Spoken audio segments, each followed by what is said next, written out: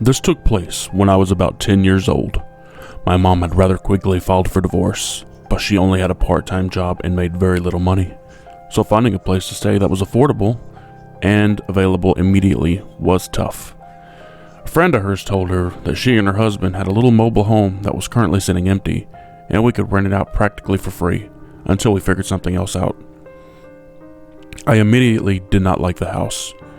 Part of this, I'm sure, was due to my parents' abrupt divorce and having my life turned upside down, but it was also just the house itself. We lived in a mountain town, and this mobile home was way up a steep mile-long driveway. Beautiful pine trees surrounded it, but the house itself looked abandoned and out of place. It had 2 bedrooms and 2 bathrooms, so my brother and I shared a room, and my mom took the bedroom with the attached bathroom. It was a very 70s home, with wood paneling and dated fixtures. There were also areas that showed strange damage, like holes in the wall that were badly patched up. For whatever reason, I immediately refused to use the hallway bathroom. I wouldn't even step into it. My mom never really asked me why or questioned it, but let me use her bathroom.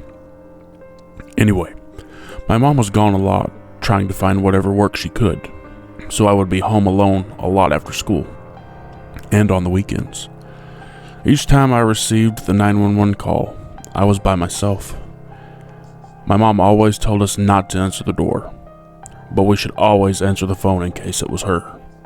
So, when the phone rang one afternoon, I figured it would be my mom since no one else really had our number yet. There was a woman on the phone who sounded very concerned. "Hello, this is 911 returning your call. We received your call, but we got disconnected," the woman said. I immediately got a sick feeling. I told her I did not call 911, and she asked me if there was anyone else in the house who might have called. I said I was home alone, but I started to get really worried that maybe I wasn't. She said she would dispatch police to our address, just to make sure everything was okay. At that point, I was terrified to be in the house, so I sat outside and nervously waited for the officers, who showed up in about 15 to 20 minutes. The officer asked me if I had called 911, and I said no, I haven't. But they claimed I had called them. The officer just sort of shrugged and said, "This kind of thing sometimes happens. They say that the numbers can't get mixed up, but it happens." He did a glance around the outside of the house and he left.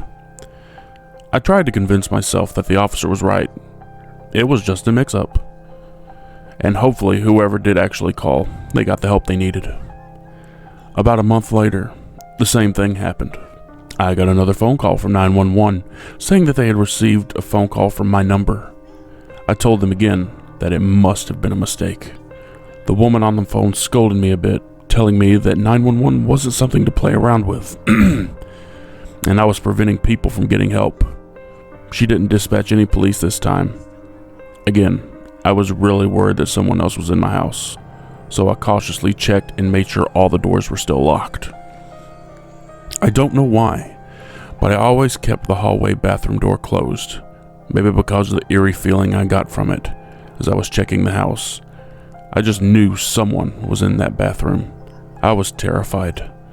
Part of me felt like I needed to open the door to check, maybe to prove myself wrong, but I was too afraid. So I sat in the living room, watching that door. It was so quiet in the house that after a few minutes I swore I started to hear faint little sounds coming from inside, like a kind of shuffling noise. I asked my mom to check the bathroom when she got home, and she quickly looked inside. She made me come and look to see that it was empty, and I was letting my imagination get the better of me. The 911 calls happened 3 more times over the coming months, and only when I was home alone. The 4th time, the dispatcher told me I could face criminal charges for what I was doing, and that they would contact my parents. I hung up the phone sobbing and terrified. I had that feeling that someone was in the house again, but if I called 911, they probably wouldn't even show up. I felt like the girl who cried wolf, only it wasn't me. It was like someone was playing a horrible, twisted joke. I sat and watched the bathroom door again, hearing noises, like someone dragging their fingers across the door.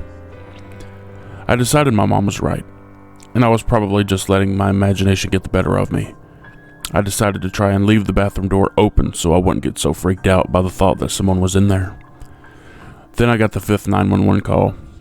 This time though, after I hung up the phone with the dispatcher, the bathroom door slammed shut. I ran all the way down our steep driveway and found a place to wait until my mom pulled into the drive. When she arrived, she was angry with me for leaving the house, but she saw how upset I was. I thought maybe she thought I was acting out due to the stress of the divorce. I refused to be alone in that house again, so we worked it out. So I would stay later after school or go to a nearby friend's house until she got off work. Not long after this, we got a notice from my mom's friend that we needed to move out of the house because her mom needed a place to stay. I was so grateful to be moving out. I told my mom she needed to tell her friend that something was wrong with the house, but my mom thought that was a ridiculous way to pay back someone's generosity. I moved around a lot over the next few years and tried to forget about that house. It wasn't until I was older that I really thought about it. I witnessed an accident and I had to call 911, and the fear and paranoia all came flooding back. I decided to do some research, which honestly, I wish I had never done. A few years before we moved in, a woman was killed in that house in some kind of domestic dispute. It was days though before she was found holed up in the bathroom.